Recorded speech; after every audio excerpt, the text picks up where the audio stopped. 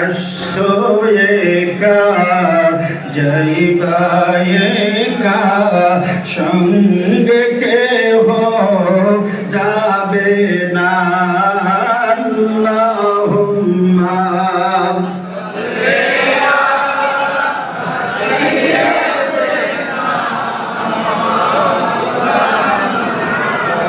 وعلى آل سيدنا সবাই মিলে কোথায় রাখবে বলেন? কোথায়? বাড়ির পাশে কবরস্থান, চারদিকে ঝোপঝাড় জঙ্গল, ওই কবরের মধ্যে রাইখা আপনাকে যতক্ষণ দাফন দেওয়া হয়েছে আপনার বন্ধুরা ততক্ষণ দাঁড়াইবে না। সবাই কাজ আছে, যে যার মতো চলে যাবে।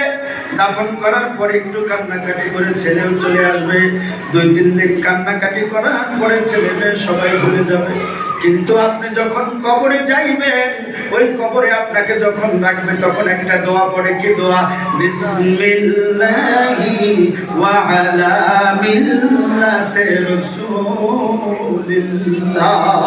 ওই কবরে নবীর নামে রাখে কি রাখে না? শুধু নবীর নামে রাখে না। বুখারীর বর্ণনায় এসেছে কবরে রাখার পরে একটা প্রশ্ন করা হবে। কয়টা? তিরমিজির বর্ণনায় 3টা, বুখারীর বর্ণনায় কয়টা? বুখারীর বর্ণনায় কয়টা? একটা। আর তিরমিজির বর্ণনায় 3টা। তিরমিজির বর্ণনায় যে 3টা সওয়াল সেটা আমরা জানি। মান রব্বুকা, তোমার রবকে, ওয়া মা দীনুকা, তোমার দ্বীন কি, ওয়া মান নবিয়ুকা, তোমার নবীকে। আর ইমাম বুখারী বলেন না না, কবরের মধ্যে সওয়াল একটাই। বলে সেটা কি? বলে কবরের মধ্যে রাখার পরে আমার কামলিওয়ালা নবী ওই কবরে হাজির হয়ে যাবে।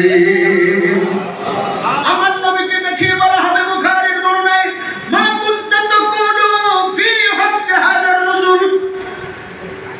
সফলতা কই রে ভাই? দেখিয়ে বলা হবে মা কুনতা তাকুলু ফি হাক্কি হাযার রাজুল। বলো তোমার কবরের মধ্যে যে নূরানি সুরাতের মানুষ দেখা যায় তার সম্পর্কে তুমি দুনিয়ায় কি বলতে বলো? তখন আপনি বলতে পারবেন? তখন আপনি কি বলতে পারবেন? আমি দুনিয়ায় বলতাম আমার মতোই একজন মানুষ। আমাদের দেশে আছে না নাই? দলিল দেয়, কুল ইন্নামা আনা বাশারুন মিসলুকুম। নবী আপনি বলে দেন আমি তোমাদের মতো মানুষ। জোরে কর নাউযুবিল্লাহ। কোরআনের ব্যাখ্যা কি আর মৌলবী বুঝাইলো কি? তুমি কেমন করে নবীর সাথে তুলনা দিতে পারো? আমার নবী তো রাহমাতাল লিল আলামিন, আমার নবী তো ইমামুল মুরসালিন। আমার নবী কেমন নবী? এখন কবরের মধ্যে